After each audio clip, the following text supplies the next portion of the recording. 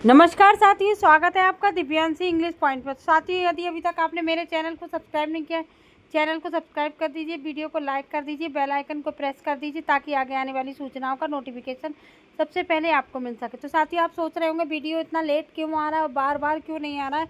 तो वीडियो इसीलिए लेट हो रहा है, आपको पता ही है, हम लोग बरेली से बिलोंग करते तो वहाँ पर अभी नेट बंद कर दिया जा रहा है। मोस्टली फ्राइडे को ऐसा हो रहा है।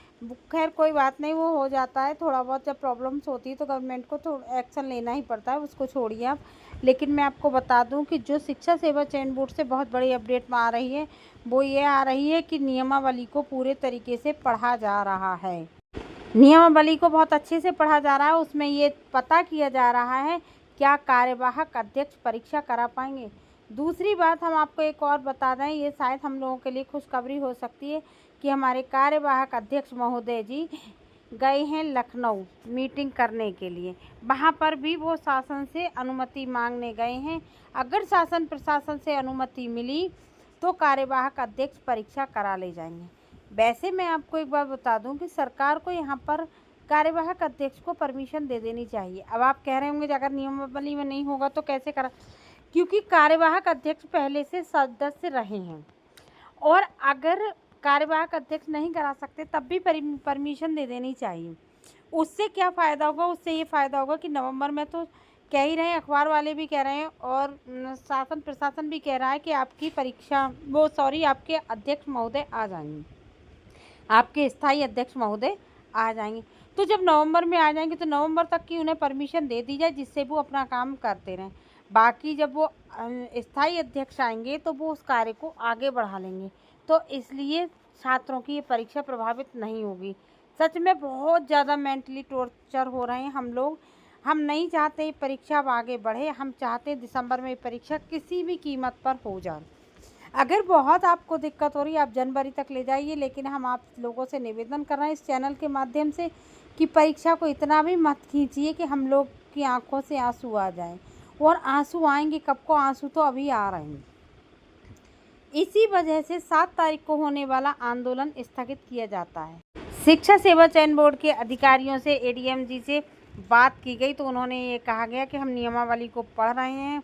हमारे अध्यक्ष महोदय लखनऊ गए हुए हैं, वो प्रशासन से अगर उन्हें परमिशन मिलती है तो आपकी आगे की परीक्षाएं हो जाएंगी। मतलब पीजीटी की परीक्षा भी हो जाएगी, आगे हो जाएगी अगर अभी नहीं हो पाती है। और टीजीटी की परीक्षा जो आपकी दिसंबर में है वो भी यथावत समय पर हो जाएगी। बस यही मेरा कहना है कि जब हमें परमिशन आपको नहीं करानी मत कराई, लेकिन नवंबर में जब अध्यक्ष महोदय आ जाएंगे तो ये कार्यवाहक महोदय हैं तो ये अपने कार्य को आगे बढ़ा लें।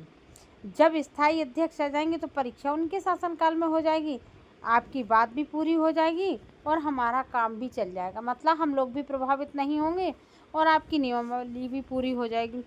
क्यों अभ्यर्थियों को बार बार धरना करना, अभ्यर्थी धरना नहीं करना चाहते। इधर पीसीएस की परीक्षा लगी हुई है 12 तारीख को, तो अभ्यर्थी भी ये चाहते हैं कि हम परीक्षा दे लें अपनी, उसके बाद आंदोलन हो। लेकिन फिर भी जो आंदोलन कार्यकर्ता थे वो चाहते थे कि आंदोलन हो जाए, इसलिए वो आंदोलन के लिए आगे बढ़े थे। लेकिन वहाँ पर जब अधिकारियों ने उनको आश्वासन दिया है कि आपकी जो परीक्षा है वो पूरी कोशिश की जा रही है कि जो आपके कार्यवाहक अध्यक्ष महोदय हैं वो करा ले जाएं, इसीलिए लगातार वो मीटिंग में जा रहे हैं।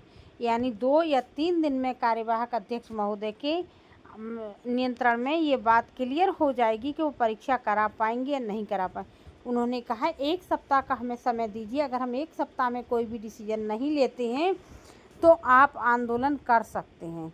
इसलिए आप लोग अभी धैर्य बना कर रखिए और अपनी तैयारी करते रहिए, क्योंकि यहाँ पर कुछ भी हो सकता है। ये उत्तर प्रदेश है, पढ़ना हमको और आपको है, सरकार को नहीं पढ़ना है। पेपर हमें और आपको देना है, सरकार को नहीं देना है।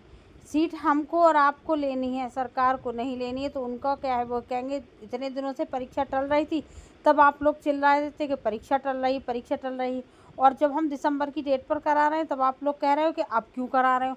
तो इसलिए आप लोग पढ़ते रहिए, क्या पता कब क्या धमाका हो जाए, ये कोई नहीं जानता है। कभी कभी तो को जो वो बात हो जाती है जो यूट्यूब पर कहीं पर भी सुनने को नहीं मिलती। किसी ने भी नहीं बताया था कि कीर्ति पांडे मैम एकदम इस्तीफ़ा दे देंगी।